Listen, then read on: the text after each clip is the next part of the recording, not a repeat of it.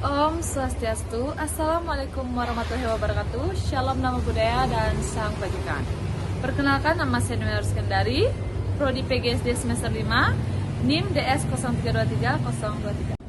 Baik, di sini saya akan menjelaskan pengertian dari pembukaan, inti dan penutup dalam pembelajaran. Pengertian pembukaan. Pembukaan adalah tahap awal pembelajaran yang bertujuan untuk mempersiapkan peserta didik secara mental, emosional, dan pengetahuan sebelum memasuki materi utama. Dan yang kedua, pengertian dari inti pembelajaran adalah bagian utama dalam proses pembelajaran di mana kompetensi dan materi disampaikan, dipahami, serta dipraktekkan oleh peserta didik. Dan penutup adalah tahap akhir pembelajaran untuk memperkuat pemahaman siswa dan memastikan ketercapaian tujuan pembelajaran.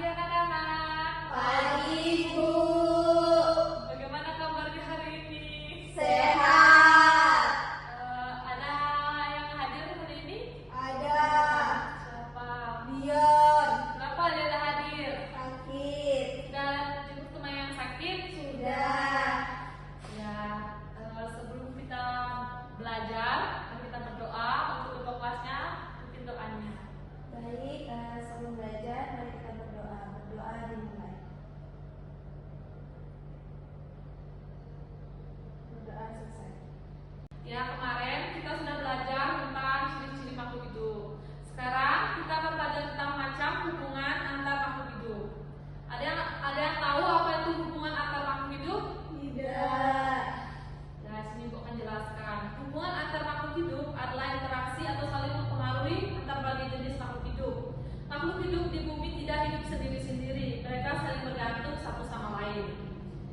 Tujuan pembelajarannya yang pertama, belajar tentang jenis-jenis hubungan antar makhluk hidup. Yang kedua, siswa diharapkan mampu mengenali contoh hubungan tersebut. Dan yang terakhir, serta menyadari pentingnya menjaga keseimbangan alam.